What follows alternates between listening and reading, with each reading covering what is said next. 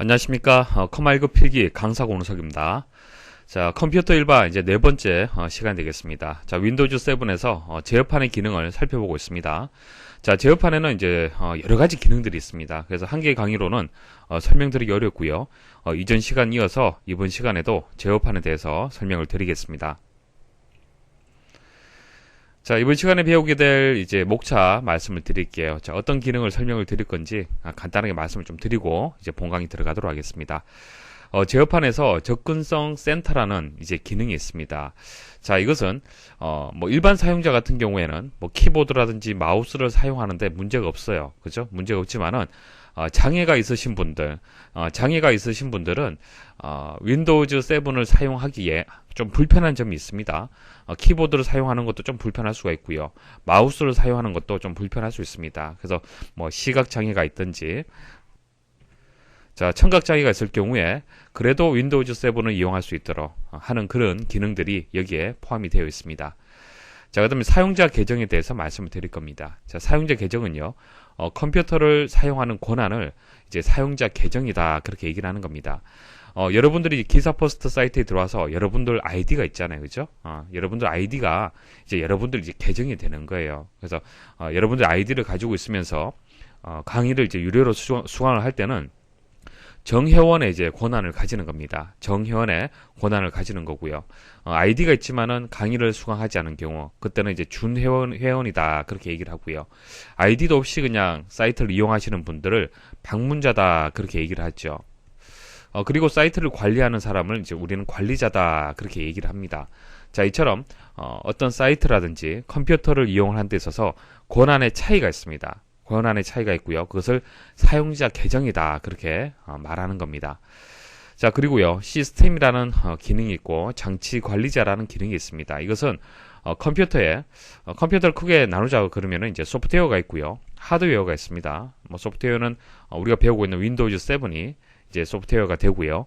뭐 아리아 한글이라든지 포토샵이라든지 오피스 프로그램, 이런 것들이 소프트웨어다, 그렇게 얘기를 하고요. 하드웨어 장치라는 것은 CPU, 뭐 모니터, 뭐 그래픽 카드, 뭐 사운드 카드, 이런 것들을 하드웨어라고 얘기를 하는 겁니다. 그래서 하드웨어는 딱딱한 장치, 그렇게 생각을 하시면 돼요. 그래서 이런 하드웨어를 관리하는 그런 기능들이 있습니다. 그 기능들을 설명을 드리겠습니다. 그리고 하드웨어가 뭐 고장이 나서 제대로 작동이 안 된다, 소리가 제대로 뭐 들리지 않는다, 그러면은 사운드 카드에 문제가 있는데, 그때는 장치 관리자라든지 시스템에 들어가게 되면은 문제를 해결할 수가 있습니다. 그리고 마지막에는 이제 관련된 용어들 몇 가지 말씀을 드릴 겁니다. 그래서 USB 포트가 무엇인지 좀 더 자세히 말씀을 드릴게요. USB 메모리는 여러분 잘 아실 겁니다. 그래서 USB 포트가 무엇인지 말씀을 드리고, 그리고 각종 장치를 설치를 할 때, 그러니까 하드웨어 장치를 설치할 때 하드웨어 장치에 이제 그 제조사가 있을 거고요. 그리고 모델이 있을 겁니다. 그때마다 사용되는 프로그램이 다릅니다. 그래서 그것을 우리는 드라이버다, 그렇게 얘기를 하는데요. 각각 용어들을 또 설명을 드리겠습니다. 자, 제어판에서 접근성 센터를 말씀드리겠습니다. 자, 제어판에 들어가게 되면은 접근성 센터를 선택을 하실 수가 있고요. 목차에서도 말씀을 드렸지만은 신체에 장애가 있거나 컴퓨터에 익숙치 않은 사용자들이 컴퓨터를 편리하게 쉽게 사용할 수 있도록 키보드라든지 소리, 그리고 마우스 등을 설정을 변경할 수 있도록 해주는 그런 기능이 되겠습니다. 그러니까 장애가 있으신 분들은 아무래도 키보드를 사용하는데 불편함이 있을 수가 있어요. 그죠? 그리고 이제 소리가 청각장애자인 경우에는 잘 들리지 않을 수 있습니다. 그리고 뭐 마우스 이용도 불편할 수가 있겠죠. 그래서 키보드, 소리, 마우스, 이 세 가지에 대한 이제 설정 사항을 얘기를 하는 겁니다. 제어판에 들어가시면은 접근성 센터가 있습니다. 클릭을 한번 해보십시오. 자, 클릭을 하시면은 위쪽에 접근성 센터의 이제 기본 메뉴가 있고요. 자, 이것은 뭐 가장 많이 이용을 한다라고 보시면 됩니다. 기능이 있고요. 그리고 아래쪽에는 각각의 어떤 그 상태에 따라서 설정을 할 수 있도록 이렇게 카테고리별로 해서 나뉘어져 있습니다. 그래서 디스플레이가 없는 컴퓨터인 경우에는 이런 기능들을 이용하면 좋다라고 해서 모아두었고요. 그리고 컴퓨터 보기를 좀 쉽게 설정할 수 있는 기능들을 이렇게 또 모아두었습니다. 그래서 각각의 기능에 대해서 설명을 드리겠습니다. 자, 접근성 센터에서 기능 여러 가지들이 있습니다. 여러 가지들이 있는데 그 중에서 중요한 것은 제가 따로 말씀을 드릴게요. 시험에 잘 나오는 것을 말씀을 드리겠습니다. 제가 설명드린 내용은 이런 기능들이 있구나라고 그 정도만 이해를 하셔도 상관이 없어요. 중요한 것은 제가 다시 설명을 드리겠습니다.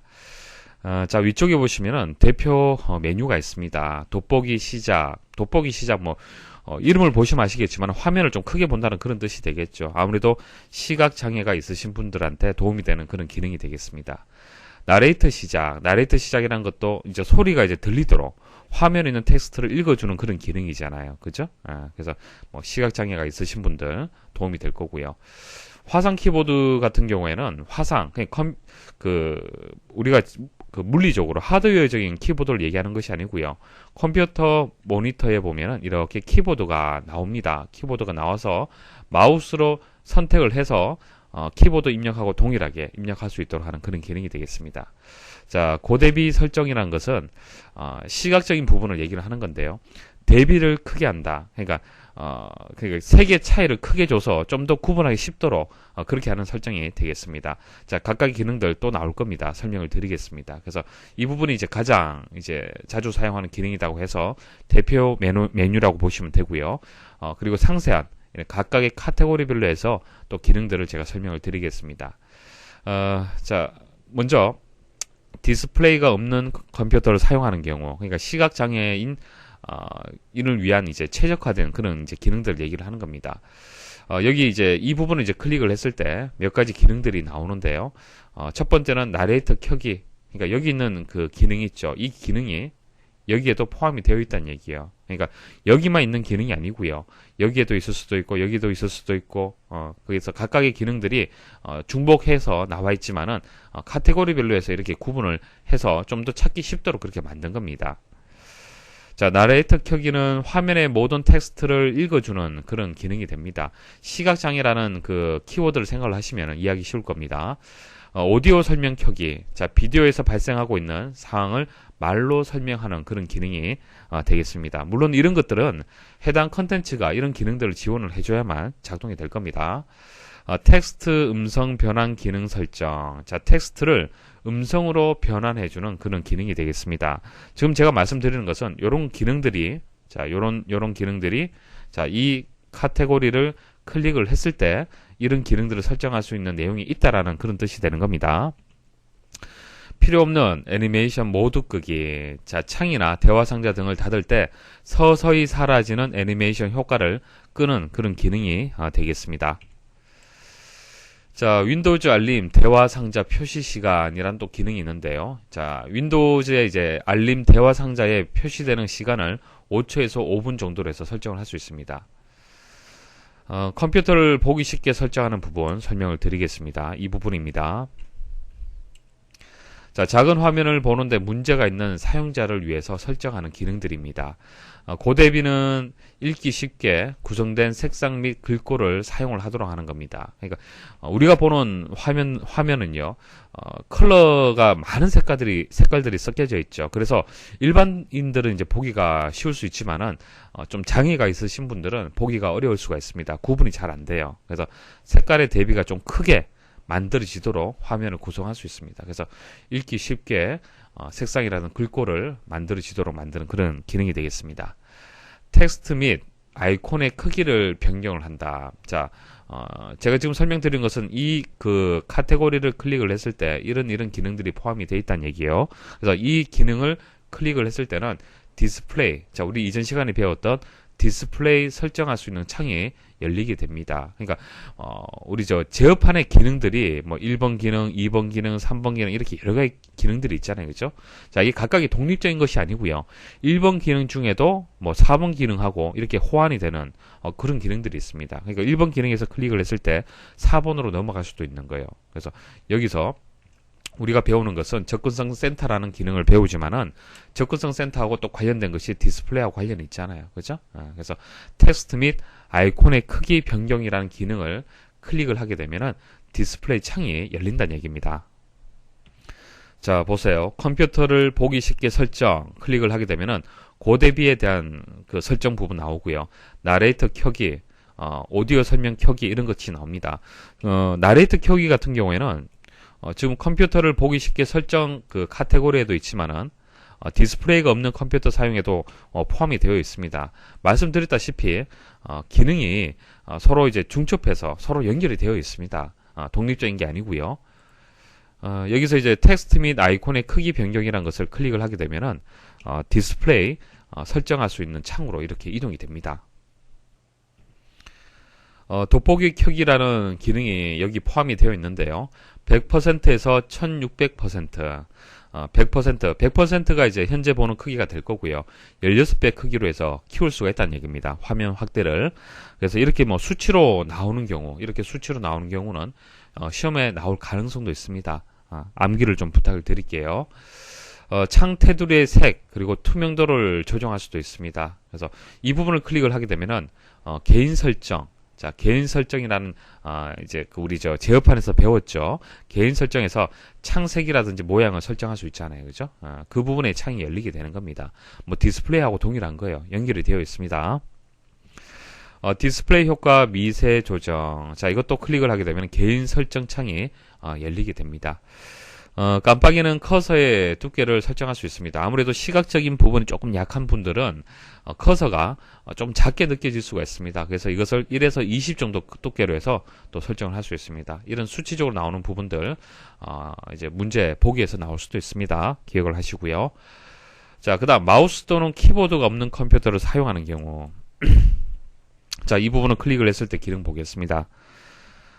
화상 키보드를 사용한다. 금방 말씀드렸다시피 이런 키보드가 화면상에서 볼 수 있도록 그렇게 나옵니다. 그래서 직접 손으로 입력하는 것이 아니라 마우스로 클릭을 해서 이렇게 선택할 수 있도록 그렇게 화면에 나옵니다. 음성 인식 사용. 자, 음성으로 컴퓨터를 제어할 수 있도록. 현재 이것은 한국어는 지원되지 않습니다. 마우스를 사용하기 쉽게 설정을 하는 이제 카테고리 한번 보도록 하겠습니다. 자, 마우스 포인터를 이제 클릭을 했을 때 마우스 포인터의 색과 크기를 또 설정을 할 수 있습니다. 이제 마우스를 이제 사용하기 쉽게 하는 기능 중에서 마우스 포인터라는 게 있고요. 그다음 마우스 키 켜기라는 게 있습니다. 마우스 키 켜기. 자, 이것은 꼭 기억을 좀 하셔야겠습니다. 마우스 키 켜기라는 것이 무엇이냐면은 숫자 키패드를 사용해서 마우스 포인터를 이동할 수 있게끔 하는 겁니다. 그러니까 마우스가 없다라고 일단 생각을 한번 해보십시오. 마우스가 없다. 그리고 마우스 사용에 불편함이 있다. 자, 그런 경우에는 숫자 키패드에 보시면은 자, 방향키가 이렇게 있죠. 이렇게 있습니다. 자, 이 부분을 이제 키를 누르게 되면은 마우스의 이제 그 포인터가 위쪽으로 이동이 되고요. 아래쪽 그 방향키를 누르게 되면 아래쪽으로 마우스의 이제 포인터가 이동이 되는 겁니다. 그래서 마우스를 사용을 하기 쉽게끔 하는 설정의 마우스 키예요. 마우스 키. 마우스 키를 누르게 되면은 숫자 키패드를 마우스 포인터로 이용을 할 수 있습니다. 자, 기억을 하십시오. 그리고 그 대비도 기억을 해 두셔야 됩니다. 자, 읽기 쉽게 구성된 색상 및 글꼴을 사용하게끔 하는 겁니다. 그러니까 시각적으로 좀 더 화면이 구분이 되도록 만들어주는 거고, 마우스 키는 숫자 키패드 관련이 있습니다. 마우스로 가리키면 창 활성화. 자, 창을 클릭하지 않아도 마우스 포인트를 창 위로 이동하면은 창이 선택되게끔. 그러니까 마우스 그 버튼 있잖아요. 왼쪽 버튼, 오른쪽 버튼이 있는데 버튼 누르는 것이 불편하다는 얘기예요. 불편하기 때문에 그냥 마우스를 이렇게 이동을 한다 하더라도 마치 마우스로 이제 창을 선택한 것처럼 그렇게 기능을 주는 겁니다. 자, 그리고 화면 가장자리로 이동할 때 창이 자동으로 배열되지 않도록 방지하는 기능이 있습니다.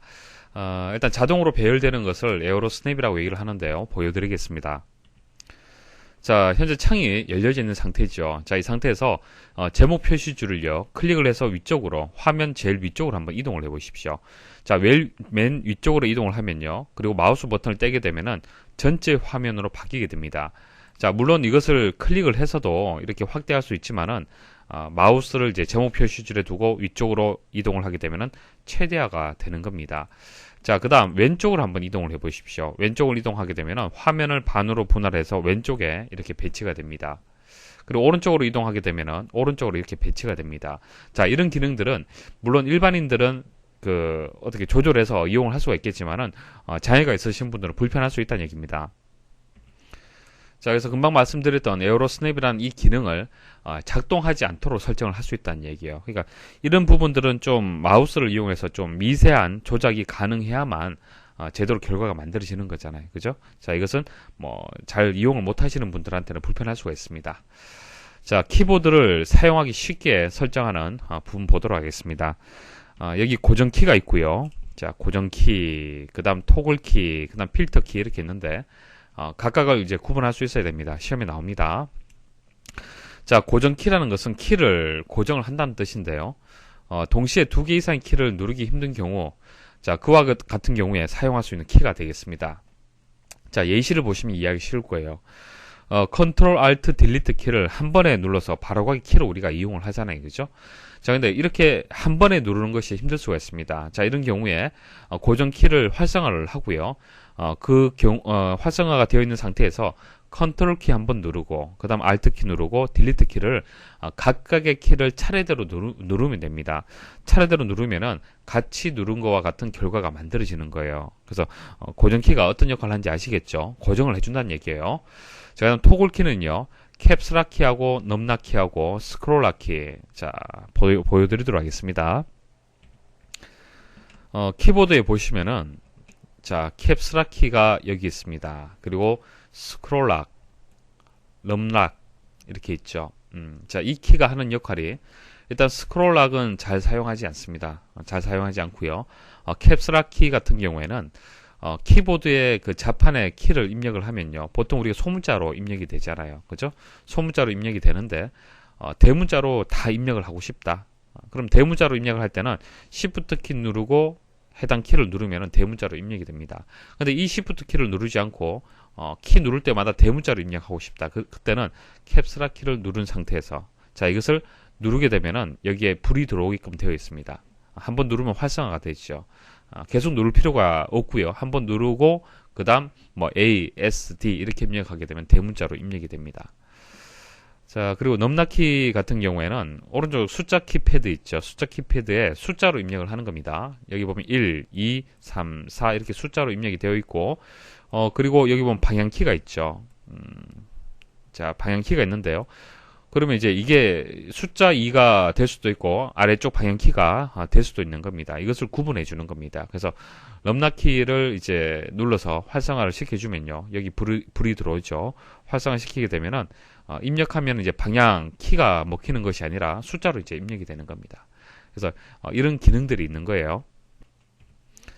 자, 근데 이런 키들은 이제 자신도 모르게 눌러지는 경우가 있습니다. 물론 이제 키보드에 보면은 눌려진 상태면 이렇게 불이 들어옵니다. 불이 들어와서 시각적으로 판단하기 쉽겠지만은 장애가 있으신 분들은 어려울 수가 있습니다. 그래서 이런 키들을 의도하지 않게 많이 눌렀을 때는 이제 신호음이 발생할 수 있도록, 그러니까 눌렀을 때는 신호음이 발생을 해서 의도를 했다라면은 그대로 두면 되는 거고, 많이 의도하지 않게 잘못 눌렀다 그러면 다시 한번 눌러서 비활성화 해주면 되는 겁니다. 자, 필터키. 필터키는 짧게 입력한 키나 반복되게 입력한 키를 무시하거나 늦추고 키보드의 반복 속도를 조정한다. 자, 어떤 손을 사용을 해서 키보드 입력하는 게 불편하신 분들이 있죠. 그러면은 뭐 의도하지 않게 길게 누르는 경우가 있을 수도 있습니다. 이렇게 쭉 길게 들어갈 수 있잖아요. 그죠? 입력될 수가 있는데, 자, 그때는 이것을 뭐 무시하고 이제 반복되는 부분은 이제 무시해서 한 번만 입력하게 한다든지 그렇게 하면 좋잖아요. 그죠? 그래서 필터 키는요, 짧게 입력한 키나 반복되게 입력한 키를 무시하게 해주는 겁니다. 그래서 반복 속도를 조정할 수 있게끔 도와주는 그런 키가 되겠습니다. 한마디로 필터링을 해주는 것이죠. 필터링을 해주는 거예요. 자, 그 다음 이제 바로가기 키. 자, 바로가기 키는 단축키입니다. 보통 우리가 단축키라고 부르죠. 단축키, 바로가기 키.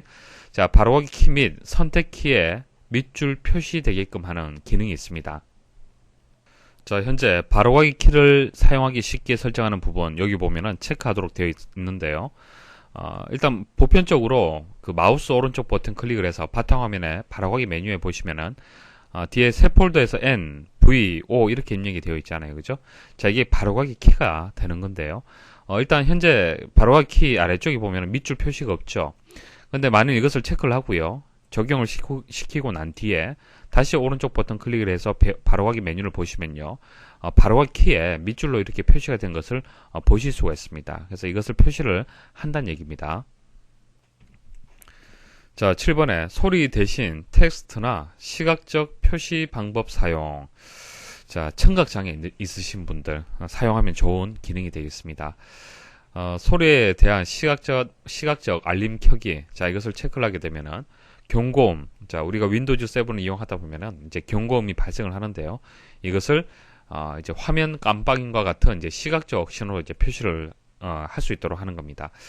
음성 대화에 텍스트 캡션 사용. 자, 소리를 문자로 또 표시해주는 그런 기능이 되겠습니다. 기출문제 설명드리겠습니다. 자, 가급적이면 스스로 문제를 풀이를 하십시오. 1번에 보시면은 접근성 센터에서 설정할 수 있는 기능에 대한 설명으로 옳지 않은 것, 그러니까 틀린 것을 찾아라. 그렇게 문제가 주어졌습니다. 다 설명을 드렸기 때문에 오답만 말씀을 드릴게요. 자, 2번에 보시면 고정키에 대한 설명이 나오는데 이 설명이 뭡니까? 신호음이 들리도록 하는 게 뭐죠? 자, 이것은 토글키에 대한 설명이 되는 거예요. 그렇죠? 고정키라는 것은 고정을 한다라는 설명이 나와줘야 되는 겁니다. 그래서 2번이 정답이 되겠습니다. 자, 이번에 접근성 센터에서 설정할 수 있는 내용이 아닌 것은 지금 말씀드리는 내용들 어떤 겁니까? 마우스, 소리, 키보드에 대해서 말씀을 드리고 있잖아요. 그렇죠?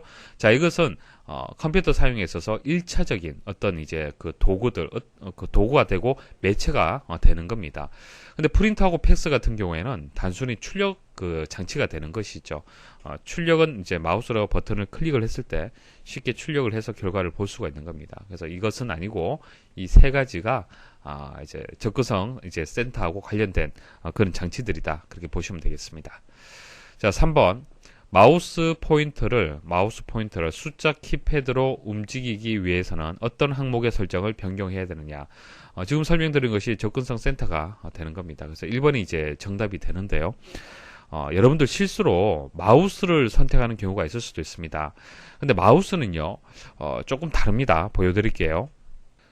자, 물론 제어판에 보시면은 마우스라는 기능이 있습니다. 클릭을 하시면요, 단순히 마우스를 사용하는 부분에 대해서 지금 이제 설정을 하는 겁니다. 그래서 뭐 단추, 뭐 왼쪽 단추, 오른쪽 단추 기능을 바꿀 거냐, 뭐 2번 클릭의 속도라든지, 뭐 포인터 관련해서 포인터 이제 옵션, 휠, 뭐 이런 기능들을 얘기를 하는 겁니다.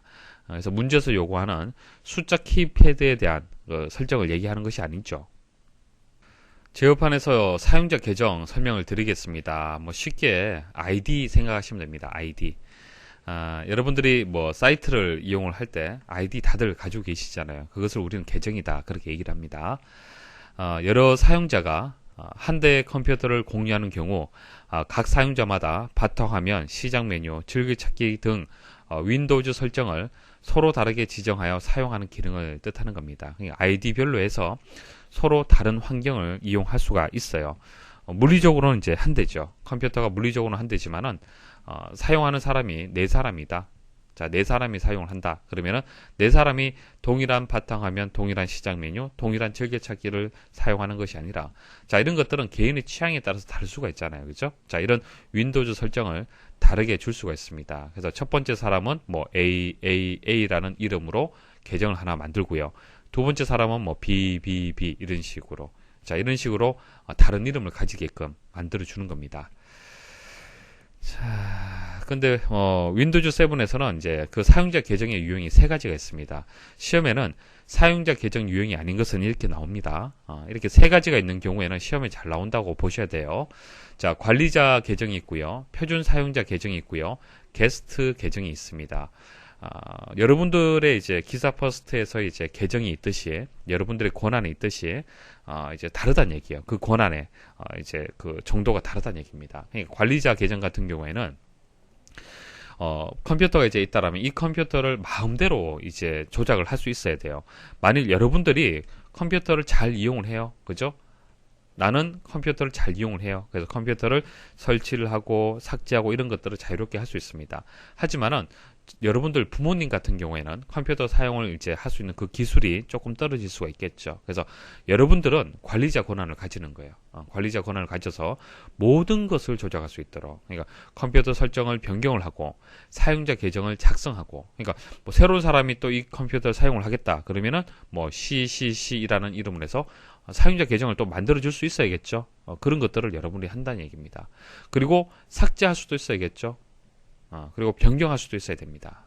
그리고 계정에 대해서 액세스를 할 수 있어야 됩니다. 그러니까 그 사람의 계정으로 해서 윈도우 7을 이용할 수 있던 그런 이제 권한도 가지고 있어야 됩니다. 그래서 모든 권한을 가진다고 보시면 돼요. 이 컴퓨터에 대한 모든 권한을 가진다. 자, 그게 관리자 계정이 되는 겁니다.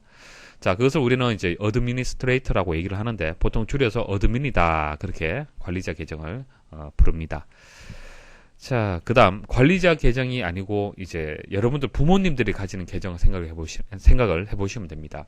여러분들 부모님 같은 경우에는 컴퓨터 사용을 잘 못하시죠. 본인이 의도하지 않게 프로그램을 삭제하는 경우도 있고, 의도하지 않게 설치하는 경우도 있습니다. 그런 것을 막아야 됩니다. 그죠? 그 정도 수준의, 그 정도 권한을 줘야 되는 거예요. 그게 표준 사용자 계정 권한이 되는 겁니다. 그래서 표준 사용자 계정으로 해서 이 권한으로 해서 만약 KKK라고 주게 되면은 아래와 같은 권한을 가지는 겁니다. 만약 관리자 정도로 줄 수 있다. 만약 여러분들 동생이 있다.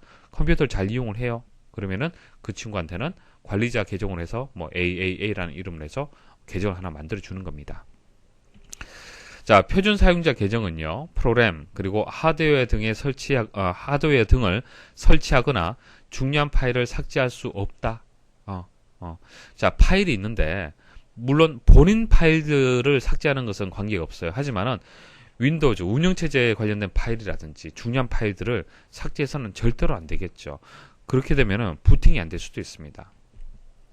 그리고 설치, 뭐, 불필요한 프로그램 설치를 하게 되면 안 되죠. 자, 그리고 자신의 계정 이름 및, 계정 유형을 변경할 수 없지만, 이미 설치된 프로그램을 실행하거나, 그러니까 뭐 아리아 한글이라든지 오피스 프로그램 설치가 되어 있는 상태잖아요, 그죠? 자, 그것은 실행할 수는 있어야겠죠. 자, 그리고 테마, 바탕화면 설정, 자신의 계정에 대한 암호 등은 설정 가능하다. 그러니까 자기 거는 수정이 가능해요. 자기 것은 수정이 가능하다는 얘기입니다. 하지만은 계정의 이름은 함부로 변경하면 안 돼요. 그렇죠? 여러분들이 관리자가 AAA라고 한번 만들었으면 변경해서는 안 됩니다. 여러분들도 마찬가지죠. 기사 퍼스트 아이디 한번 만들면 변경해서는 안 됩니다. 마찬가지예요. 그래서 유형, 계정의 유형, 계정의 유형도 함부로 바꿀 수가 없죠. 본인이 표준 사용자 계정이라면은 여기서 관리자 계정으로 바꿀 수 없습니다. 본인 스스로. 여러분들이 바꿔줘야 되는 거예요. 그래서 이름하고 유형은 변경할 수 없습니다. 하지만은 뭐 테마라든지 바탕화면 설정 상태, 그리고 암호는 뭐 반드시 바꿀 수 있어야겠죠. 본인이. 자, 그리고 다른 사람에게 영향을 주지 않는 시스템의 설정이라든지 컴퓨터 보안은 변경할 수 있습니다. 중요한 것은 자기 자신에 대해서는 변경할 수 있지만은 다른 사람에 영향을 줄 수 있는 것은 변경할 수 없어요. 반대로 말씀을 드리면은 다른 사람에 대해서 영향을 주지 않는 선에서는 변경할 수 있다는 얘기입니다. 자, 그다음 게스트 계정이라는 게 있습니다. 게스트 계정. 자, 게스트 계정은요, 뭐 AAA, 뭐 BBB 이런 식으로 아이디가 없어요. 계정은 없습니다. 계정은 없지만은 이름은 없지만은 그냥 게스트 계정으로 해서 이제 컴퓨터를 이용을 할 수 있습니다. 그래서 표준 사용자 같은 경우에는 이름이 있지만은 게스트 계정은 이게 그냥 이름이 되는 거예요.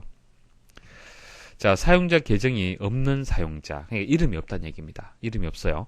저희 기사 퍼스트에 들어와서 아이디를 만들지 않는다 하더라도 메뉴 이용할 수 있잖아요. 그죠? 게시판 이용할 수도 있고 무료 강의도 들을 수 있습니다. 자, 그 계정이 되는 거예요. 그래서 아이디는 없지만은 사이트는 이용할 수 있잖아요. 그죠? 자, 사용자 계정이 없는 사용자가 되는 거고요. 컴퓨터를 사용할 수 있도록 만든 계정입니다. 암호로 보호된 파일, 폴더 등은 액세스할 수 없습니다. 보안상으로.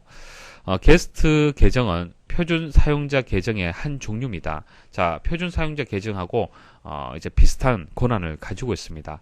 그런데 이 게스트 계정은요, 한 개만 만들 수 있습니다. 하나만, 게스트 계정 하나만 있어요. 방문자라는 이름으로 해서 하나만 있고, 표준 사용자 계정은 수도 없이 많이 만들 수가 있습니다. 필요할 때마다 그때 만드시면 돼요.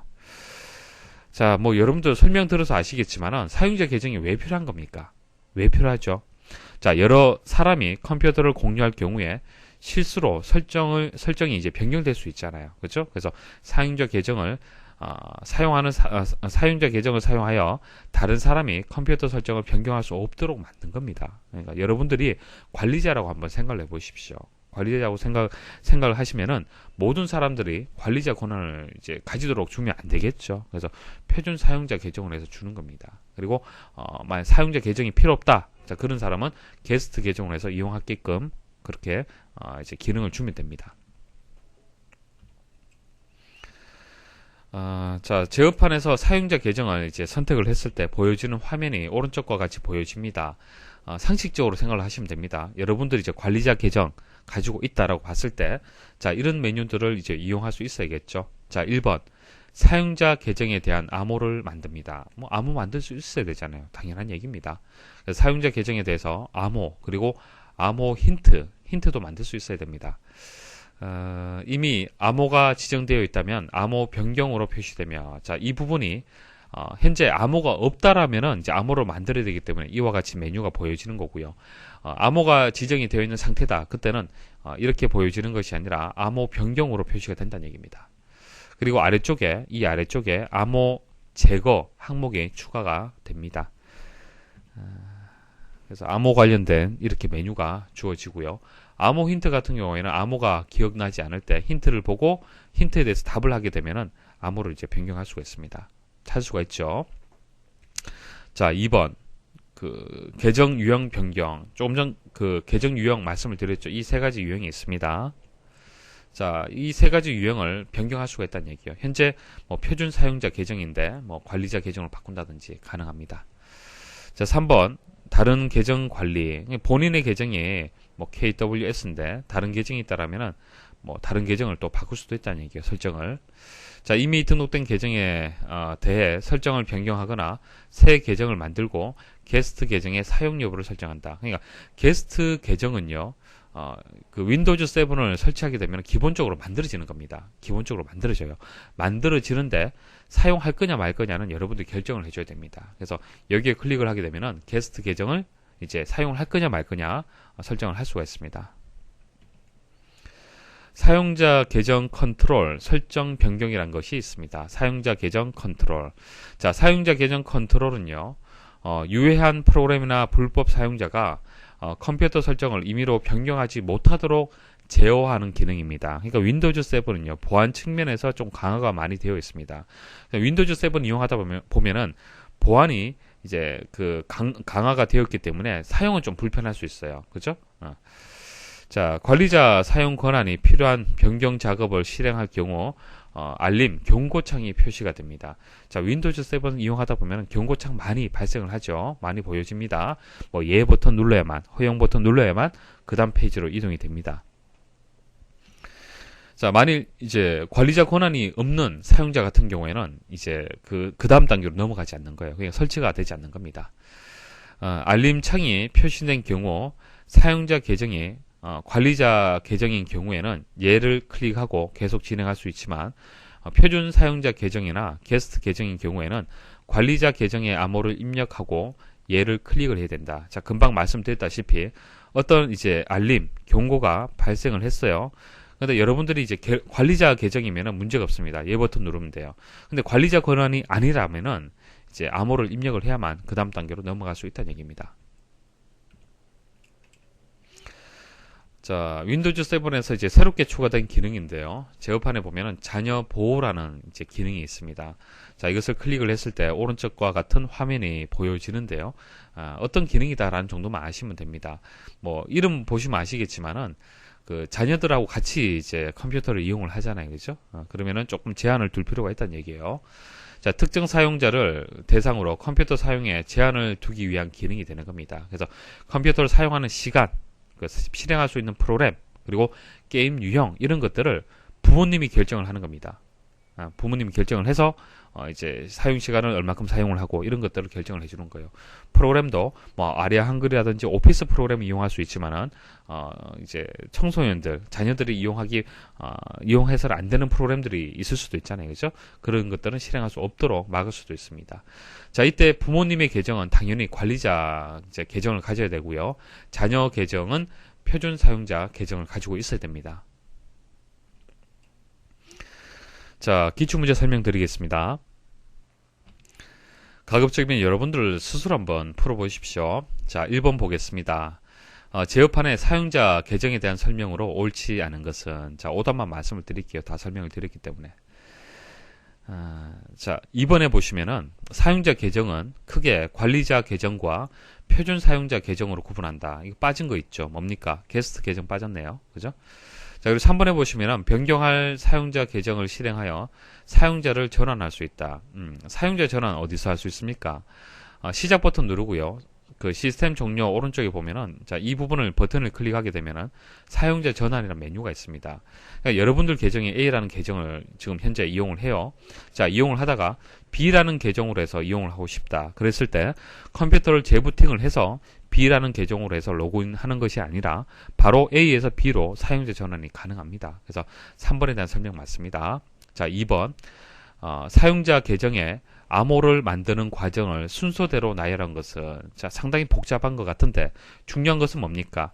제어판에서 사용자 계정에서 암호를 만든다는 겁니다. 그래서 2번이 정답이 되겠습니다. 자, 3번 사용자 계정의 암호에 대한 설명으로 틀린 것은 자, 상식적으로 생각하시면 돼요. 자, 1번에 보시면은 사용자 계정 이름에 암호를 할당하면 자, 암호를 할당했을 때와 할당하지 않았을 때의 차이점이 뭐죠? 당연히 보안 수준이 높아지잖아요. 그쵸?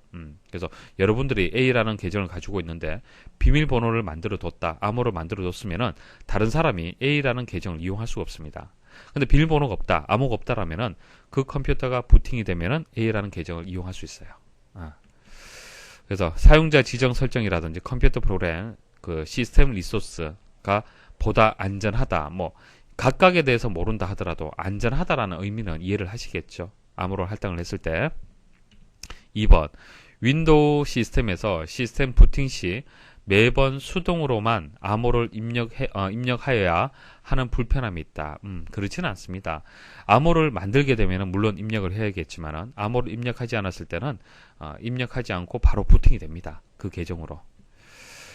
그래서 정답은 이제 2번이 되겠습니다. 4번 표준 사용자 계정에 권한을 가진 사용자가 할 수 있는 작업으로 옳은 것은 암기하지 마시고 이해를 하십시오. 컴퓨터를 잘 사용 못하는 사람한테 표준 사용자 계정을 줘야 되는 겁니다. 그러니까 그 사람이 할 수 있는 작업이 무엇인지, 할 수 없는 작업이 무엇인지 판단할 수 있어야겠죠. 프로그램 및 하드웨어 설치, 시스템 전체 단위로 변경, 다른 사용자의 계정 변경, 이거 중요한 작업이죠. 이런 것을 표준 사용자 계정에 이용해서는 안 됩니다. 자, 그리고 4번에 사용자 고유의 그림 변경. 자, 사용자 고유의 그림 변경이란 것은 뭐 그렇게 중요한 것은 아닙니다. 본인 예를 들어서 계정이 이렇게 있다라면 위쪽에 그림을 이렇게 선택할 수 있죠. 뭐 산 그림이라든지 뭐 임의로 그림을 선택할 수 있는데 자, 그런 것은 중요하지 않고 본인의 고유 그림을 변경한다는데 그것은 뭐 허용할 수 있잖아요. 그죠? 그래서 4번은 이제 여기서 이제 정답이 되는 겁니다. 5번 다음 중 윈도우즈 7에서 사용하는 사용자 계정에 관한 설명으로 옳지 않은 것은 자, 사용자 계정 기본적인 개념 다시 말씀을 드리면요. 뭐 A라는 사용자 계정을 가지고 있다. 그럼 이 사람의 비밀번호가 뭐 111이다. 자, 이 사람의 그리고 윈도우즈 뭐 설정 상태를 자기 나름대로 바꿀 수가 있고요. 그리고 개인 파일이라든지 뭐 즐겨찾기 목록이라든지 그리고 내 문서 있죠. 내 문서 이런 파일들을 자기 계정에 맞도록 설정하고 보관할 수가 있습니다. 자, 그리고 B라는 사람이 또 있으면 또 비밀번호가 있겠죠. 이렇게 설정을 할 수가 있고요. 마찬가지입니다. 윈도우즈 설정이라든지 개인 파일, 즐겨찾기 목록, 내 문서 이런 것들을 별도로 관리하고 사용을 할 수 있는 것을 사용자 계정이라고 얘기를 하는 겁니다. 컴퓨터는 한 대지만은 이렇게 사용자별로 해서 별도의 환경 설정할 수 있고 파일을 보관할 수 있도록 해주는 것을 얘기를 하는 것이죠. 동그라미 1번 보시면은 컴퓨터를 공유하는 각 사용자별로 윈도우즈를 설정하고, 자, 윈도우즈 설정하고, 고유한 계정 이름, 그리고 그림, 암호를 선택하고, 개별적으로 적용되는 다른 설정을 선택할 수 있다. 이건 맞는 설명입니다. 2번, 개인 파일, 즐겨찾기, 웹사이트 목록, 그리고 최근 방문한 웹페이지 목록, 자, 이런 것들을 사용자별로 관리할 수 있다. 이것도 맞는 설명이에요. 관리자 계정을 가진 사용자가 다른 사용자의 암호를 임의로 변경하여도 해당 사용자의 웹사이트 또는 네트워크 리소스에 대한 저장된 암호 및 개인 인증서는 모두 보관된다. 이거 설명을 조금 드려볼게요. 그러니까 관리자 계정은요, 다른 사람의 계정을 이제 바꿀 수가 있습니다. 변경을 할 수 있습니다. 그래서 암호를 변경을 해서, 만약 A라는 사람이라면은 그 A라는 사람이 바뀐 암호를 모르면은 이제 그 계정을 사용 못 하겠죠. 자, 사용 못 하는 것은 맞는데, 뒷부분의 설명 한번 보십시오. 여러분들이 여러 웹사이트라든지 네트워크 리소스, 그러니까 이건 뭐 그냥 웹사이트라고 그냥 보시면 돼요. 뭐 네이버라든지 기타 여러 사이트를 여러분들 방문하실 겁니다. 방문하면은 암호를 저장할 수도 있고요. 각종 인증서 이런 것들을 설정하고 보관할 수가 있을 거예요. 그렇죠? 그런데 이 내용들도 같이 바뀌느냐라는 그런 이제 문제가 되는 겁니다. 그러니까 계정을 비밀번호를 바꾼다는 이 개념하고요. 웹사이트의 암호라든지 개인 인증서의 어떤 바뀌는 내용하고는 별개의 문제예요. 아시겠습니까? 계정이란 것은 윈도우즈 7에 대한 계정을 얘기를 하는 것이지 웹사이트에 대한 설정을 얘기하는 것이 아닙니다. 그래서 3번은 맞는 설명입니다. 바뀌지 않습니다. 그러니까 비밀번호를 바꾼다고 해서 이제 그 웹사이트에 대한 이제 암호라든지 개인 인증서도 같이 변경되는 것은 아닙니다. 그대로 보관이 됩니다. 4번 사용자별로 로그온하여 작성된 문서는 작성자는 다르지만 같은 컴퓨터를 사용하므로 동일한 위치에 내문서 폴더에 저장된다. 아닙니다. 내문서 폴더는요, 사용자별로 해서 따로따로 보관이 됩니다. 그래서 4번이 여기서 정답이 되겠습니다. 자, 제어판에서 이제 시스템 설명드리겠습니다. 자, 별표를 보시면 아시겠지만은 상당히 많이 출제되는 파트가 되겠습니다. 시스템. 자, 시스템이 뭐죠? 컴퓨터 시스템이라고 하게 되면 무엇을 뜻하는 겁니까? 자, 컴퓨터 내부에 보면 여러 가지 장치들이 다 연결이 되어 있습니다. 컴퓨터 내부에 보시면은 뭐 다음에 자세히 다시 말씀을 드릴 겁니다. 자, 보드라는 게 있어요. 보드. 판이 있습니다. 판. 자, 이 판에다가 CPU도 연결되어 있고요.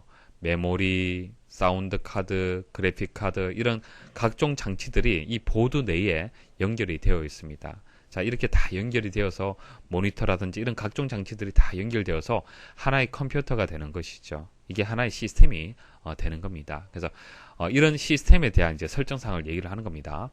자, 컴퓨터에 장착되어 있는 시스템의 시스템 뭐 장치 이렇게 보시면 됩니다. 자, 시스템에 관한 정보를 볼 수 있으며 작동 상태를 검사하고 설정을 변경할 수 있다. 자, 시스템을 선택을 했을 때 보여지는 기본 화면입니다. 오른쪽에 보시면은 자, 윈도우즈에 대한 그 정보들이 나와 있죠. 자, 윈도우즈에 버전이 나와 있습니다. 버전이 나와 있고요. 그리고 현재 시스템.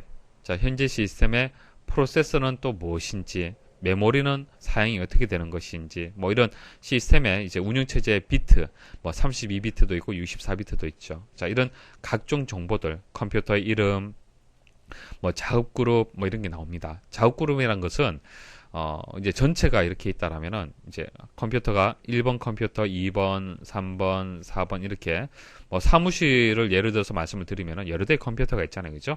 그것을 뭐 부서별로 해서 이렇게 또 묶을 수도 있습니다. 이게 뭐 작업 그룹의 개념이 되는데 뭐 이런 것이 있다라는 정도 아시면 됩니다.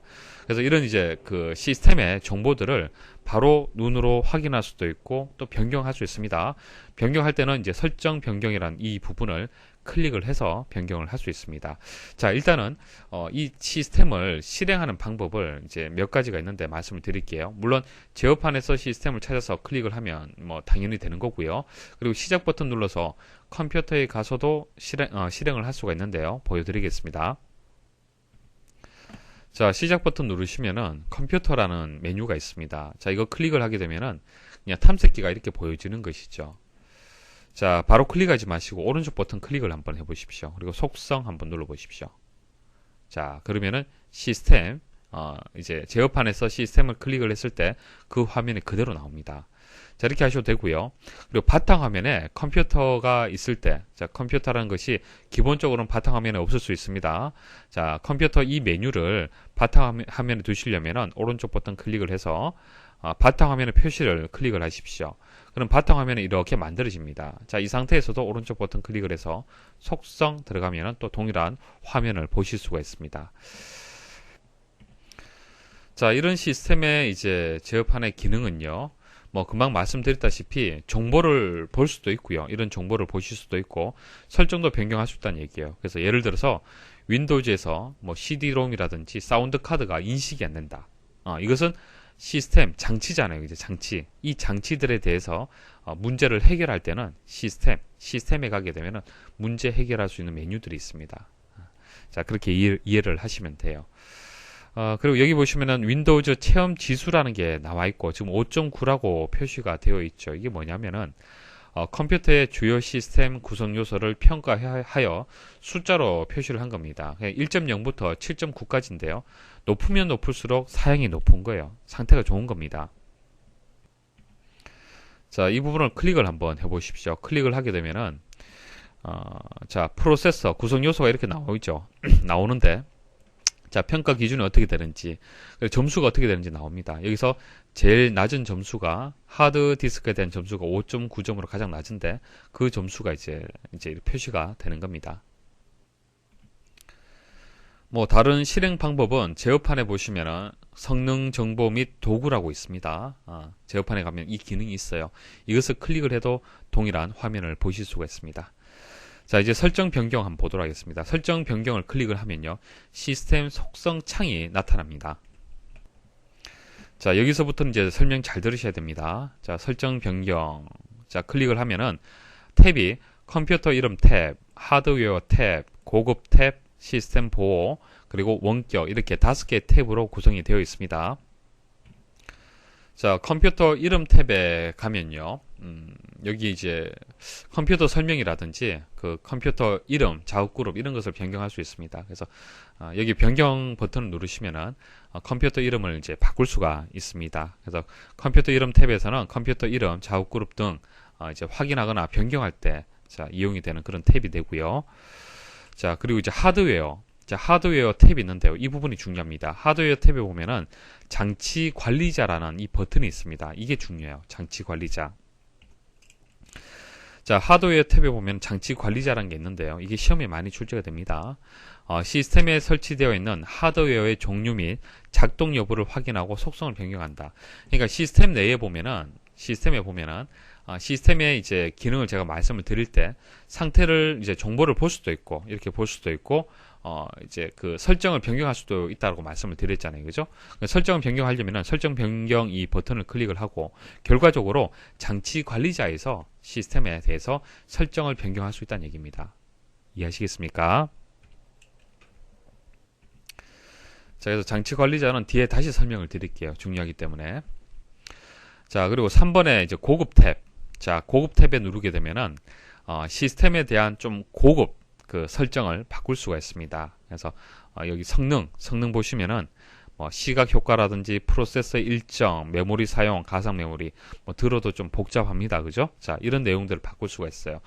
당연히 이런 고급 설정 부분은요, 관리자로 로그인을 해야만 변경할 수 있습니다. 그리고 사용자 프로필, 사용자 로그인에 반영되는 바탕화면의 설정, 시작하고 복구하는 부분, 자, 이런 것들 고급 기능들에 대해서 설정을 변경할 수가 있는데요. 이 중에서 여러분들 꼭 아셔야 될 것이 가상 메모리입니다. 가상 메모리. 가상 메모리가 무엇인지는 뒤에 다시 설명을 드릴게요. 그리고 시스템 보호 탭이 있는데요. 시스템 보호 탭은 시스템 복원하고 관련되어 있습니다. 시스템 복원은 만일 여러분들이 작업을 하고 프로그램 설치하다 보면은 잘못되어서 컴퓨터에 문제가 발생하는 경우가 있죠. 만일 오늘이 10월 1일이다. 그럼 10월 1일에 이전 날짜, 그러니까 9월 1일에는 문제가 없었는데 10월 1일에 문제가 발생을 했어요. 그러면 이것을 되돌리는 겁니다. 이게 시스템 복원의 개념이 되는 거예요. 그러니까 문제가 발생한 시점에서 문제가 발생하지 않은 시점으로 되돌리는 기능. 이게 시스템 복원이에요. 이게 그래서 시스템 보호 탭에 이 기능이 포함이 되어 있습니다. 원격 탭. 원격이라는 것은 원격 그 컴퓨터로 이제 접속을 해서 원격으로 컴퓨터를 이용하는 부분 여러분도 잘 아시죠? A라는 컴퓨터가 있고 B라는 컴퓨터가 있으면은 뭐 A라는 컴퓨터가 이제 문제가 발생을 했어요. 그래서 B라는 컴퓨터에 이제 친구한테 부탁을 하는 겁니다. 그냥 B가 A 컴퓨터에 접속을 해서 상태를 직접 확인할 수가 있겠죠. 그러니까 A 컴퓨터가 있는 그 원격지까지 가서 컴퓨터를 확인하는 것이 아니라 원격을 이용을 해서 원격 프로그램을 이용해서 접속을 해서 상태를 확인할 수 있습니다. 자, 그 관련된 기능이 되겠습니다. 자, 가상 메모리에 대해서 말씀을 좀 드릴게요. 자, 고급 탭에 가시면은 그 가상 메모리를 설정할 수 있습니다. 설정 버튼 한번 눌러 볼게요. 자, 설정 버튼 누르시면 시각 효과, 그리고 고급, 뭐 데이터 실행 방지 이렇게 쭉 나와 있어요. 자, 다시 고급에 가시면은 가상 메모리라고 이렇게 나옵니다. 가상 메모리.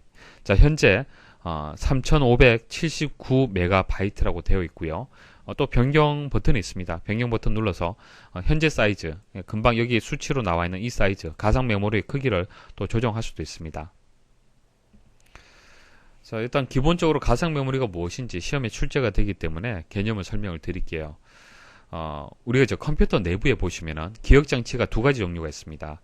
주 기억장치가 있고요. 보조 기억장치가 있습니다.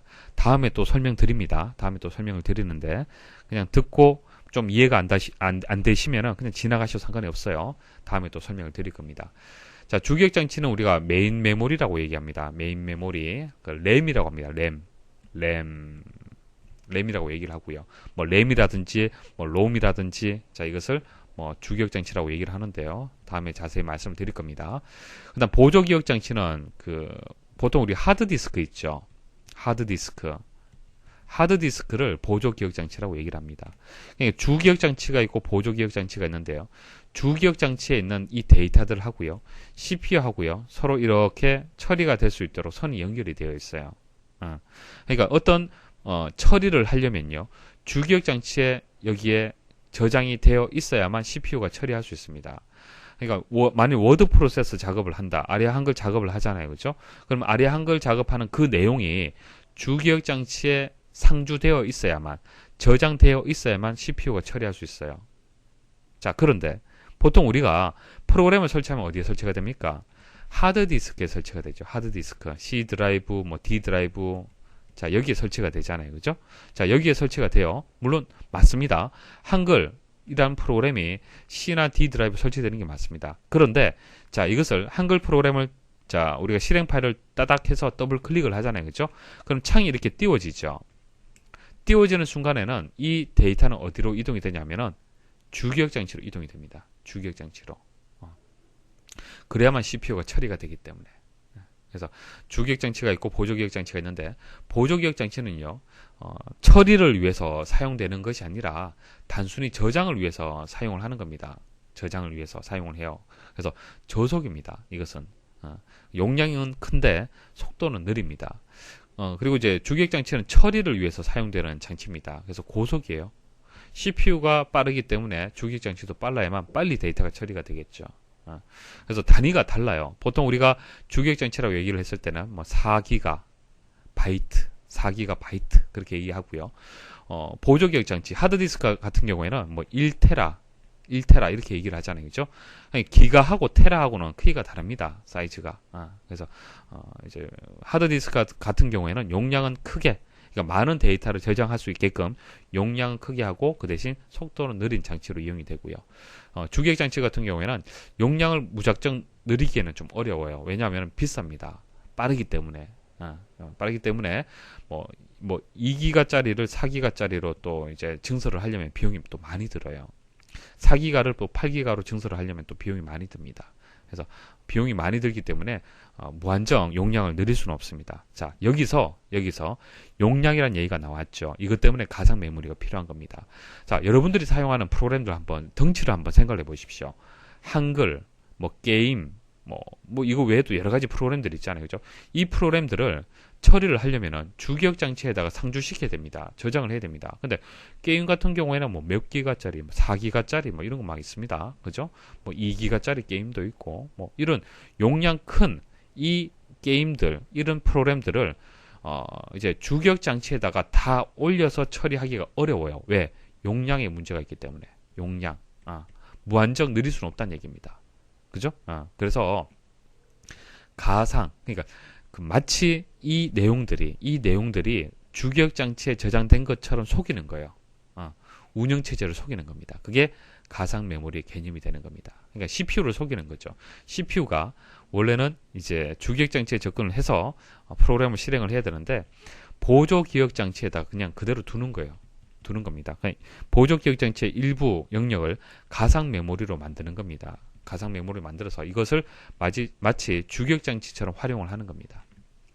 자, 그 개념을 얘기를 하는 겁니다. 그래서 정의를 보시면은 보조 기억 장치 하드디스크가 됩니다. 이 일부를요 마치 주기억 장치인 것처럼 이용하는 거예요. CPU가 모르도록 그렇게 속이는 겁니다. 자, 이렇게 속이게 되면은 주기억 장치 용량을 현재는 4기가지만은 자, 이 부분을 자, 여기 보면은 3579MB라고 되어 있죠. 이게 3.5기가 정도가 되는데 3.5기가. 자, 3.5기가를 주기억 장치를 증설하지 않는다 하더라도 주기억 장치가 이렇게 만들어진 거예요. 공간이. 이게 가상 메모리의 개념이 되고 주기억 장치의 용량을 크게 하는 것이 목적이 되는 겁니다. 목적. 속도는 아닙니다. 목적은 용량이에요. 주기억 장치 용량을 크게 하는 것이 목적이 되는 겁니다. 그래서 고가의 주기억 장치를 무한정 용량을 늘릴 수 없기 때문에 이런 문제점이 있죠. 문제점이 있고 이 문제점을 용량 문제점이 발생을 했고 이것을 해결하기 위해서 가상 메모리 기법을 사용을 하는 겁니다. 자, 용어 설명을 드렸고 이제 장치 관리자에 대해서 말씀을 드릴게요. 중요하다라고 말씀을 드렸습니다. 자, 장치 관리자를 실행하는 방법은 일단 제어판에 가면 장치 관리자 메뉴가 있습니다. 자, 이거 클릭을 하게 되면은 장치 관리자 화면을 이렇게 보실 수가 있고요. 자, 그리고 시스템에 가서 자, 시스템에서 설정 변경 클릭을 하죠. 여기서 하드웨어 탭에 가게 되면은 장치 관리자가 있습니다. 자, 여기서 선택을 할 수도 있습니다.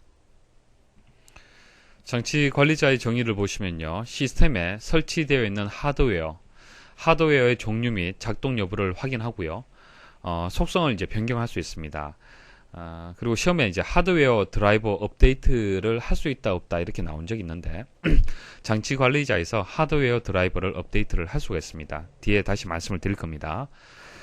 자, 오른쪽 그림을 한번 보십시오. 그림 보시면은 자, 컴퓨터 내부에 이런 각종 장치들의 이제 요 부분을 이제 클릭을 하게 되면 내용을 보실 수가 있어요. 어떤 제품이 설치가 되어 있는지 보실 수가 있고, 그리고 여기 보시면은 이제 물음표가 이렇게 표시가 되어 있고요. 느낌표가 이렇게 표시가 되어 있죠. 그래서 작동이 제대로 되지 않은 경우에는 이렇게 표시가 됩니다. 그래서 하드웨어 종류를 확인할 수도 있고요. 작동 여부를 확인할 수도 있고요. 제대로 작동이 되지 않는 것은 속성을 변경을 해서 제대로 작동이 되도록 만들어 줄 수도 있습니다. 여기 물음표라고 이렇게 표시된 것은 이제 알 수 없는 장치라는 그런 의미예요. 이 어떤 장치인지 윈도우즈 7에서 이해를 못하는 겁니다. 그다음 느낌표로 되어 있는 거 있죠. 느낌표. 자, 느낌표로 표시가 되어 있으면 정상적으로 동작되지 않는다라는 그런 의미가 있습니다. 그리고 아래 화살표가 표시되는 경우가 있는데요. 그것은 사용되지 않고 있다라는 그런 뜻이 됩니다. 그래서 이런 뭐 의미가 있다라는 정도 하시면 되고, 각 장치의 속성을 이용하여 장치의 드라이버 파일이나 인터럽터 요청, 직접 메모리 액세스, I/O 주소, 메모리 주소 등을 확인하고 변경한다. 자, 시험에 이렇게 나온 적이 있습니다. 자, 이게 맞는 설명인데, 자, 각각에 대해서 말씀을 드릴게요. 이게, 지금은 이제 하드웨어 장치를 하나 설치를 할 때, 쉽게 설치를 하는데요. 사실은 예전에 윈도우즈 7이라는, 그러니까, 어떤 윈도우즈 환경이 아닌 경우, 도스 환경일 때는 이런 각각의 어떤 설정사항, 그러니까 하드웨어를 컴퓨터에 연결한다는 것은 단순한 작업이 아닙니다. 사실은. 윈도우즈 7에서 도와줘서 쉽게 여러분들 설치하는 것이지, 이런 각각을 다 설정을 해줘야 돼요. 일일이 사용자가. 그래서 이 부분들을 물론 여러분들이 하는 것은 아니지만은 확인하고 변경한다는 말이 맞습니다. 그렇게 이해를 하셔야 돼요. IRQ라는 것은 인터럽터 리퀘스트를 얘기를 하는데요. 자, 일단 인터럽터가 무엇인지 여러분들 아셔야 됩니다. 자, CPU가 있으면요. 자, 1번 장치, 2번 장치, 3번 장치, 4번 장치 이렇게 각각의 장치가 CPU하고 연결되어 있는 통로가 있습니다. 통로가 있어요. CPU는 한 대지만은 그 장치들은 여러 개가 있잖아요. 시스템의 장치들은 그죠? 예를 들어서 뭐 프린터, 뭐 마우스, 키보드 이런 각각의 장치들이 작동될 때 CPU는 그때 처리가 되는 겁니다. 그러려면 서로 통로가 있어야겠죠. 그래서 프린터가 어떤 작업이 필요하다 그러면 CPU한테 신호를 주는 거예요. 자, 이게 IRQ가 되는 겁니다. 보내는 신호, 통로 이해하시겠습니까? 이게 IRQ가 되는데 이 그 하드웨어에 문제가 발생하는 그 여러 가지 이유 중에 하나가 이 IRQ가 중복되는 경우. 그러니까 이거 IRQ 1번, 이건 2번, 3번이잖아요. 그죠? 근데 프린터하고 마우스가 2번이 아니라 1번을 사용을 해요. 그러니까 이것도 IRQ가 1번, 이것도 1번이에요. 그러면 같은 통로를 이용하면 어떻게 되겠습니까? 당연히 충돌이라는 것이 발생을 하겠죠. 그죠? 그래서 IRQ라는 것이 서로 다르게 값을 가지도록 해줘야 됩니다. 자, DMA는 다이렉트 메모리 액세스, 이제 줄여서 이제 약어로 해서 DMA라고 얘기를 합니다. 그 말 그대로 이제 메모리를 직접적으로 이제 액세스한다, 접근한다 그런 뜻이 되는데요. CPU를 통하지 않고 각 장치와 메모리가 직접 데이터를 주고받을 수 있는 통로를 뜻하는 겁니다. 자, 보통은요, CPU가 있고요, 메모리가 있고요, I/O 장치가 있습니다. 뭐 입출력 장치를 I/O 장치라고 얘기합니다. 인풋, 아웃풋 해서 I/O 장치를 입출력 장치라고 얘기를 하는데요. 이제 항상 어떤 처리가 이루어지려면요, CPU가 관여를 해줘야 됩니다. CPU가 하는 역할이 뭡니까? 사람의 두뇌 역할을 하는 거잖아요. 그죠? 손발이 움직일 때 두뇌가 어떤 지시를 내리기 때문에 움직이는 겁니다. 맞습니까? 자, 그런데 매번 I/O 어떤 작업을 할 때마다 CPU를 거쳐서 이렇게 처리를 하게 되면은 속도가 느립니다. I/O 장치는요, 입출력 장치는 그 컴퓨터 내부에 있는 CPU라든지 메모리에 비해서는 상당히 속도가 느려요. 그래서 CPU가 관여를 하게 되면은 물론 처리가 제대로 되겠지만은 속도가 느리고 CPU가 다른 일을 못 합니다. 말씀을 드렸죠. CPU는 한 번에 한 가지 작업밖에 못 해요. 물론 동시에 여러분들이 게임도 하고 음악도 듣고 웹서핑도 하는 것 같지만은 사실은 이런 여러 가지 작업을요, 멀티태스킹을 하는 겁니다. CPU가 있으면은 이것 조금 이런 식으로 처리를 하기 때문에 동시에 작업이 이루어지는 것 같지만은 CPU는 한 번에 이것을 같이 실행을 할 수는 없어요. 빨리 작동을 할 수가 있기 때문에 조금씩 처리되기 때문에 같이 처리가 되는 것처럼 느껴지지만은 한 번에 처리를 할 수가 없는 겁니다. CPU라는 장치가. 그래서 CPU가 이제 다른 일을 못 하는 거예요. 그래서 I/O하고 메모리하고 직접적으로 데이터를 주고받을 수 있도록 하는 통로, 그것을 DMA라고 하는 겁니다. 자, I/O 주소, 입출력 주소를 뜻하는 겁니다. 입출력 주소. 입력하고 출력하기 위한 뭐 메모리 영역이다. 뭐 그 정도 아시면 됩니다. 그래서 이런 것들을 확인하고 변경한다라는 설명이 맞습니다. 그렇게 기억을 하시면 돼요. 하드웨어가 제대로 작동하지 않을 경우에 체크해야 할 항목. 여러분들이 그 컴퓨터를 사용을 하다가 CD-ROM이 제대로 작동이 안 된다. 여기 보면 오디오 컨트롤러에 문제가 있네요. 그 사운드 카드에 문제가 있네요. 그죠? 자, 이렇게 문제가 발생을 했을 때 체크를 무엇을 해야 되느냐, 그것을 얘기를 하는 겁니다. 설치된 장치에 적합한 드라이버가 설치되어 있는지를 확인한다. 자, 보세요. 여기 현재 문제가 발생을 했죠. 여기서 오른쪽 버튼 클릭을 해서 속성에 갑니다. 속성에 가면은 일반 탭, 드라이버, 자세히, 뭐 리소스 이렇게 나와 있는데요. 드라이버 탭에 가시면은 드라이버를 업데이트를 할 수도 있고 사용 안 하도록 할 수도 있고 제거할 수도 있고, 그리고 여기 보면 이제 비활성화 되어 있는데 롤백을 할 수도 있습니다. 자, 롤백 같은 경우에는 드라이버가 설치되어 있을 때 문제가 된다라면 이전 드라이버로 해서 되돌려 주는 겁니다. 그러니까 우리 저 윈도우즈에서 그 복원 생각하시면 돼요. 자, 드라이버의 정의 말씀을 드릴게요. 자, 드라이버를 보통 우리가 부를 때는 디바이스 드라이버, 디바이스가 이제 장치를 뜻하기 때문에 장치 드라이버하고 같은 뜻입니다. 뭐 장치 제어기 다 같은 뜻이에요.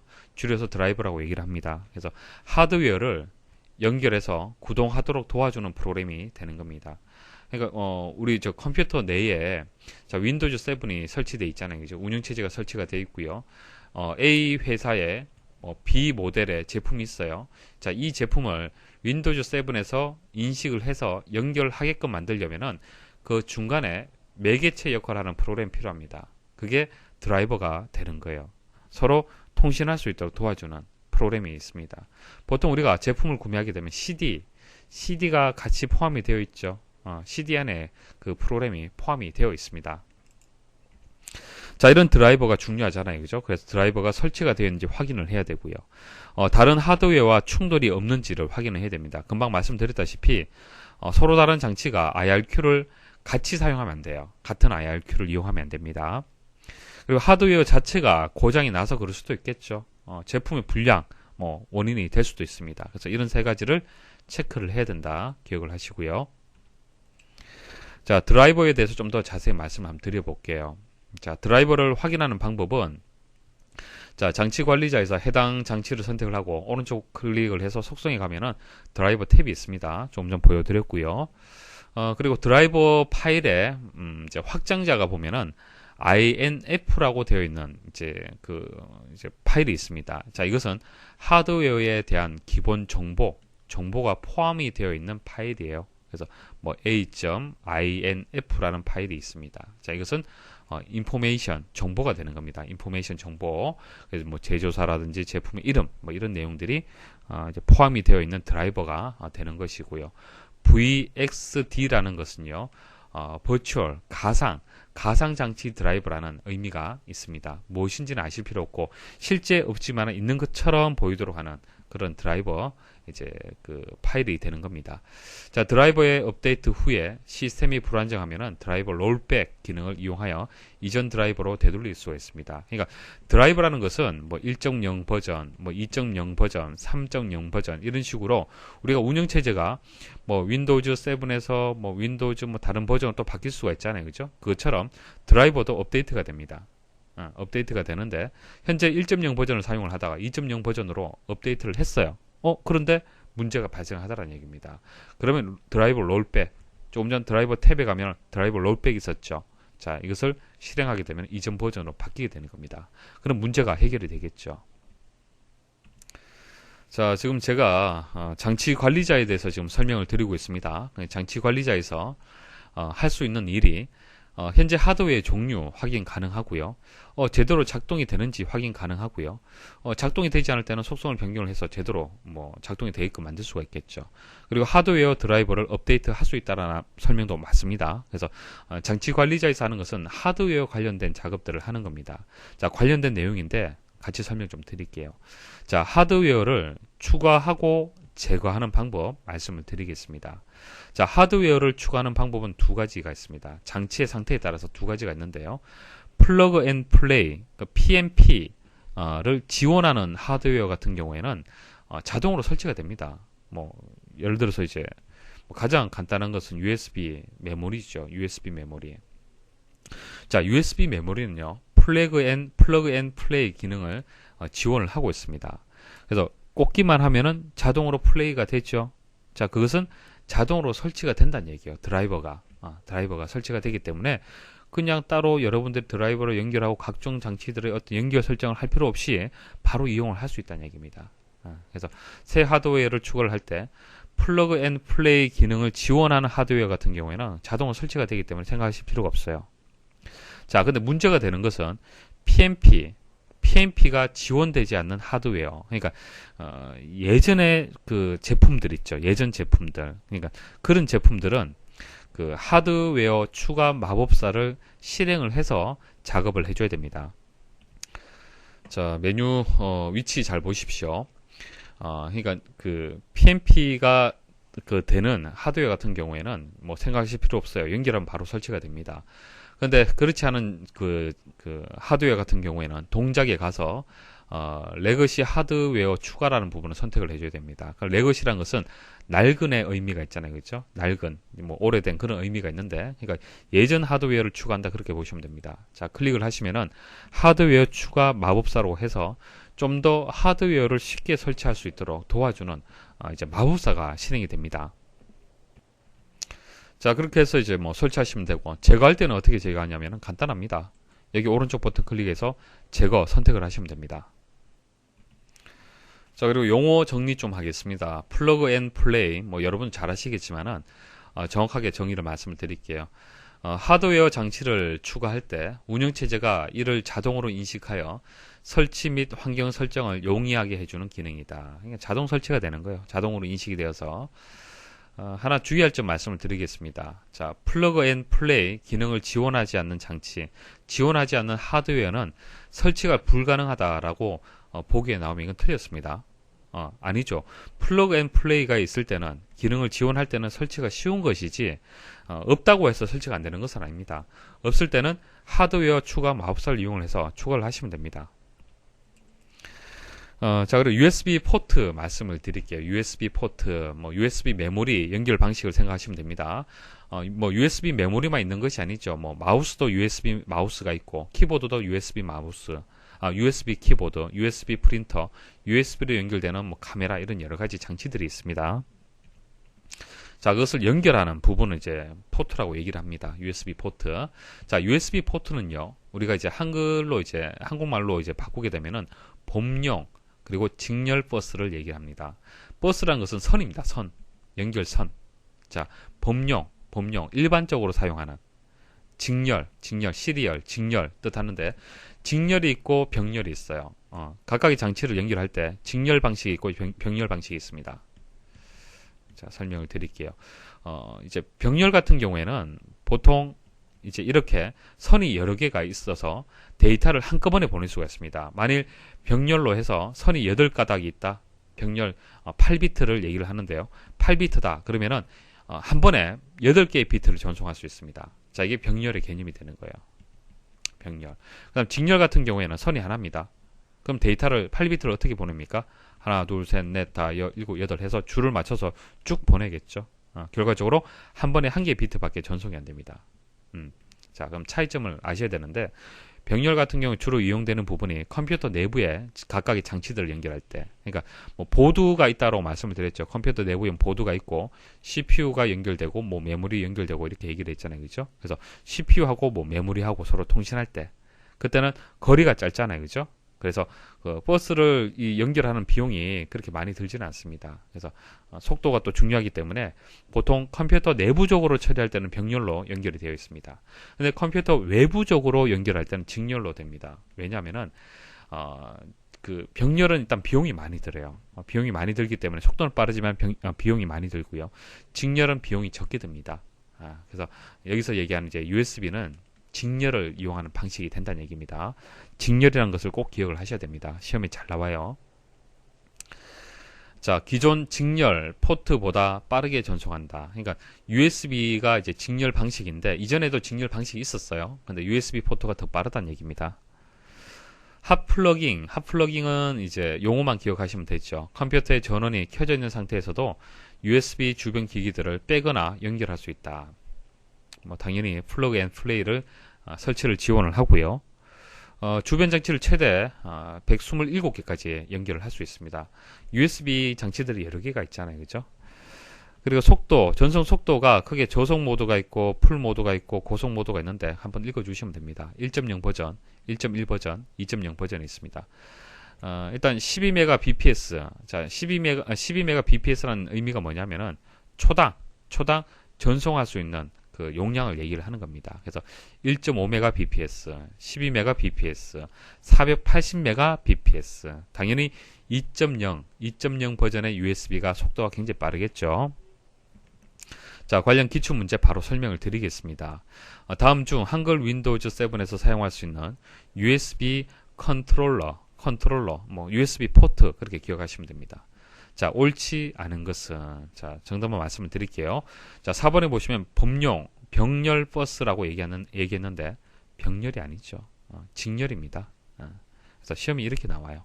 여기서 4번이 정답이 되겠습니다. 자, 그리고 제어판의 기능 중에서 시험에 거의 나오진 않습니다. 그냥 여러분도 알고 계시면은 도움이 되는 이제 기능인데요. 프로그램 및 기능이란 게 있습니다.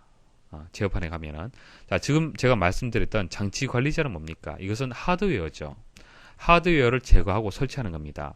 근데 여기 프로그램 및 기능은요, 소프트웨어입니다.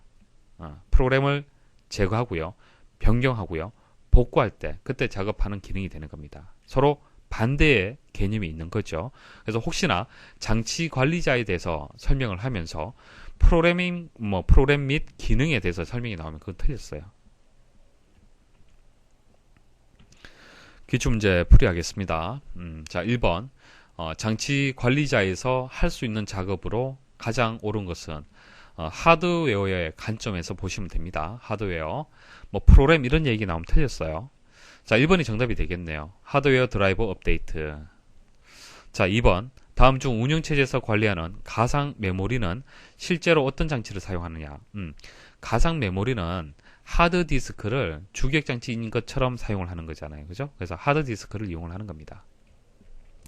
3번. 하드웨어가 제대로 작동하지 않을 경우 체크해야 할 항목으로 가장 거리가 먼 것은, 나머지는 다 말씀을 드렸고, 자, 2번 보시면은 포맷하고 운영체제를 다시 설치한다. 이건 무슨 뜻이에요? 이것은 소프트웨어, 하드웨어가 아니고요.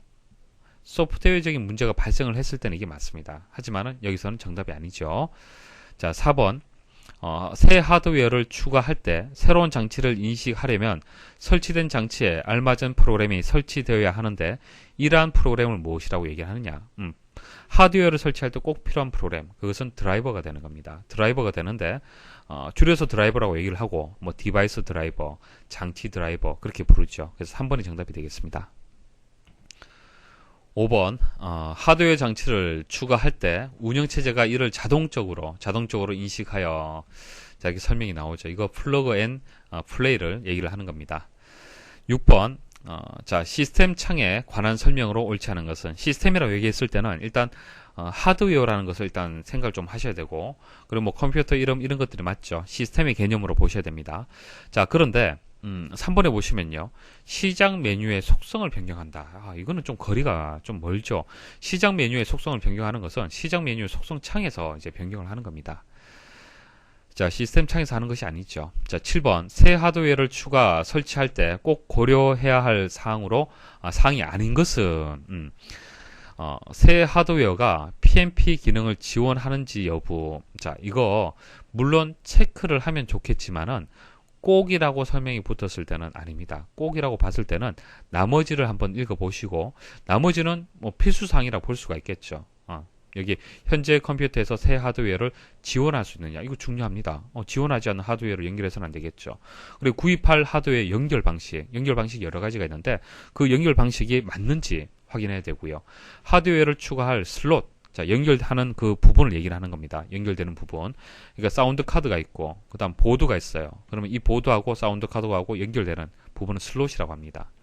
자, 이런 슬롯 장소가 있는지 중요하죠. 그래서 이런 것은 필수사항인데, 이것은 필수사항이라고 보기는 좀 어렵습니다.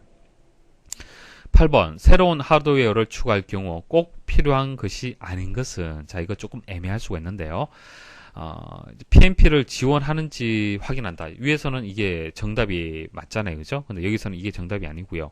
바이러스, 백신 프로그램, 이게 정답이 됩니다. 하드웨어하고 소프트웨어하고 직접적인 관계는 없잖아요. 그죠? 그래서 거리가 더 먼 것은 3번이 더 거리가 멀다라고 볼 수가 있습니다. 9번. 시스템 창을 열기 위한 방법으로 옳지 않은 것은, 자, 시스템을 열기 위한 방법이 여러 가지가 있습니다. 시작에서 제어판 가서 시스템 아이콘 클릭을 해도 되고요. 쭉 설명드렸고요. 그 다음 여기 4번이 틀렸죠. 시작에 모든 프로그램의 보조 프로그램, 이거 소프트웨어 쪽인데, 그죠? 보조 프로그램에 가서 시스템 도구에서 시스템을 선택한다. 이게 시스템 도구라고 해서 맞을 것 같지만 아닙니다. 이거 다음에 말씀을 드리겠지만은, 시스템 도구에 가면은 시스템 조각 모음이라든지 디스크 정리, 시스템 복원 이런 기능들이 포함이 되어 있습니다. 이거 다음에 말씀을 드릴게요. 그래서 4번이 정답이 되겠습니다. 시스템 창을 볼 수는 없습니다. 자, 다음 중 시스템 속성 대화 상자에 하드웨어 탭에서 장치 관리자를 클릭하면 표시되는 장치 관리자 창에 대한 설명으로 가장 잘못된 것은, 자, 하드웨어 탭도 있었고, 그 다음 또 하나 고급 탭도 있었죠.